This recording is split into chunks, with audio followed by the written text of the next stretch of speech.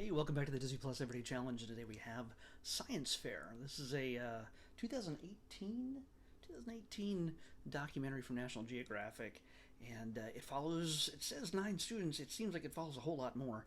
Uh, there's groups, I guess. Some of them, a lot of them team up from their respective parts of the U.S. and all over the world, actually, to compete in the ISEF and International Science, Engineering, something.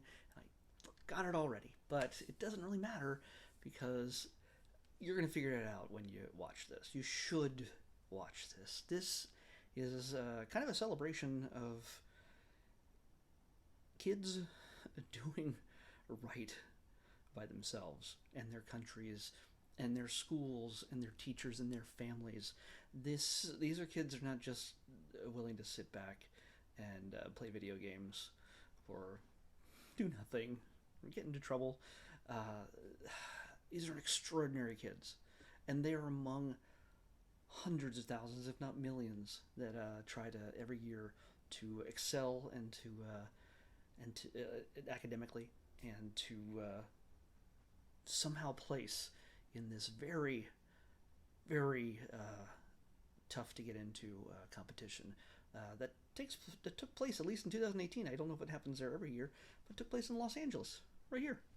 And well, before I get into that, they literally start off the show showing one of the kids winning, one of the kids from past years winning, and you get to see his perspective on uh, how his life changed and how his expectations uh, changed as a result of winning, of experiencing everything that led up to and everything that happened after he won. You get to see something you usually associate with sporting events and just screaming and cheering and crying and all the intensity that comes with it, all the just flush of emotion. Uh, these are kids that um, basically provide science fair. You've seen science fair competitions like in high school or even younger.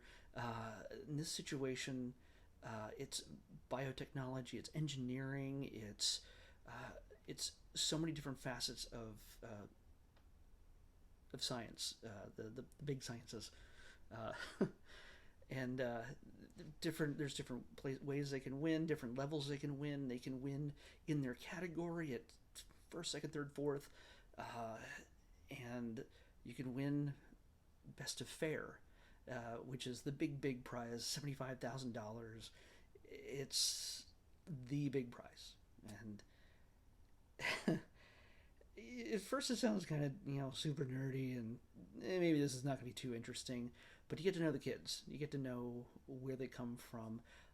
Everything from a boy and a girl from Brazil, and a lot of the dialogue is Portuguese, I imagine, if not Spanish, Portuguese, um, and subtitled. So yes, there's a lot of subtitling in this one because there's a number of kids come from different countries. Uh, there's another guy. There's a guy from Germany, and I learned that Germany has no natural resources, so everything they do pretty much comes from their knowledge, what they learn, what they can build. So it's kind of I didn't realize that. It's kind of a neat thing to understand. And the kid that comes out of there is an engineer, and he's an aeronautical engineer. So he's doing stuff with flying machines that people said couldn't be done or shouldn't be done, and he takes it to the science fair. And the thing is, in order to even become a part of ISEF, you have to win in your area, in your country, earn the top awards in those areas already to be even worthy to come to the big game. This is the Super Bowl for nerds. It's not a, by the way, it's not a derogatory statement at all. Nerds are the best people in the world, and it's just the world has had a hard time catching up to that fact. So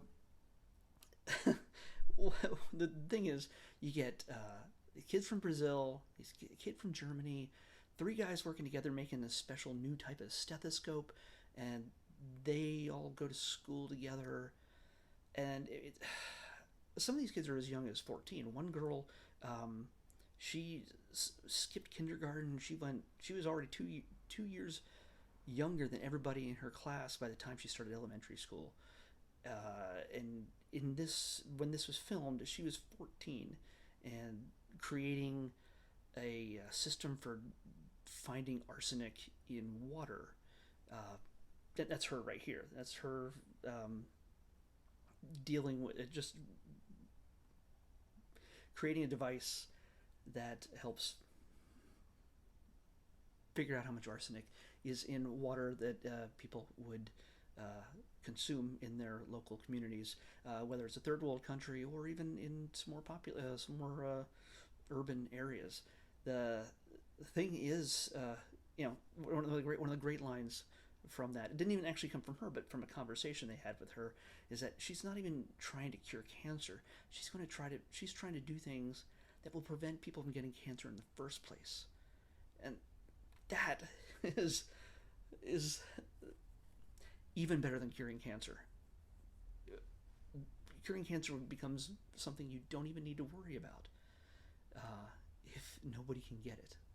If you can prevent people from getting it, and that the fact that this girl, among many others, are working on things like this is just mind blowing to me. And you cheer for these kids. You see, by the way, they follow these kids. They follow a sweet little Muslim girl from South Dakota, of all places.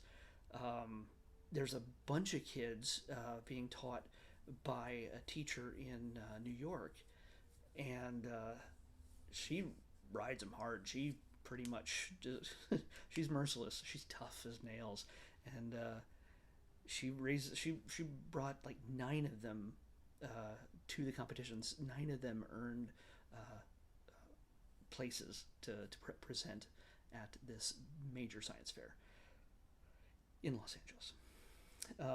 By the way, yeah, there's just huge competition, huge tension. It's You feel for them, and the great thing is that they're not just following these kids because they know they're going to win, because they follow them months in advance, and they follow them a few days after, and you see how they go. Actually, a few months after have won. Some moved on to college, some have moved on to other things. Not all of them win. Not all of them get the big prizes. You can see the triumph and the loss they feel, but the great thing is it doesn't stop them. It doesn't. Winning the prize isn't the whole goal, and it's kind of inspiring to know that hopefully these kids are inspiring more. In a time when we pretty much live in an era here in America where science is pretty much not given credit. I don't know, how do I say that? It's people don't believe in science, which is incredibly tragic and incredibly just heartbreaking, because it's through these means, whether you believe in God or not. If you believe in God, He's given us these abilities to save ourselves, to heal ourselves, to make life better. So in this sense, this documentary is just fun. It's harrowing at times, but you get to see what these kids are all about. And some of these kids are a little full of themselves. Some of these kids come across as not giving a crap. There's one kid, Robbie, who he's failing his math classes, but yet he can spout math theory. He's programmed AIs to create raps based on Kanye West lyrics. I don't know. That's not even a great thing, but it's still the fact that he's programmed such things, tearing apart his calculators to cite Shakespearean insults. But yet he's failing math. So he's working on a whole different level. His interest is not so much about let me do my homework, as much as doing something that's beyond anything, and not many kids can get away with that. He barely did, and he's applied to a number of different colleges, and they all rejected him for his grades. Will he show them up at the ISEF? Who knows? But yeah, I'm not going to give away any who the winners and the losers are. This is an hour and a half of your time, I think. Maybe you don't like documentaries, maybe whatever. Honestly, give this thing a chance. It is, to me, it's thrilling. To me, it was just fun to see these kids, and heartbreaking and overjoyed when they win. So it's kind of exciting also for me because it takes place in LA. It takes place at the LA Convention Center downtown, and that I practically live in that place when I'm not at home. For every convention that happens there, E3, Anime Expo, LA Comic Con, just so many different things. I'm there a half dozen times a year, almost every other month it seems like it, and it was heartbreaking since I have not been there in almost a year. I haven't been there in almost a year at this point. So just seeing all the girders. By the way, whenever you see a TV show or a movie where somebody's coming into the airport, they're taking off from the airport, and they're just walking through the gates, through the areas, it's almost always the LA Convention Center. It's never actually an airport.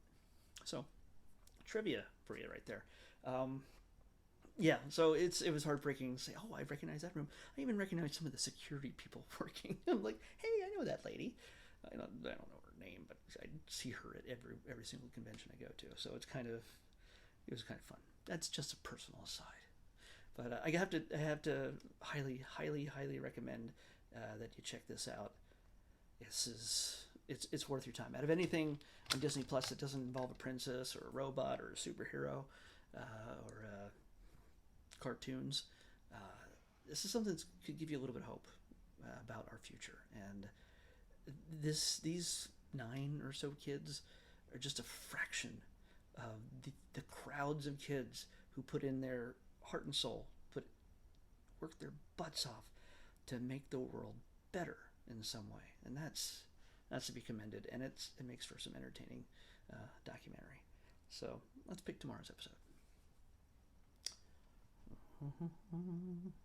501. 501, the 500s. Let's see what we got.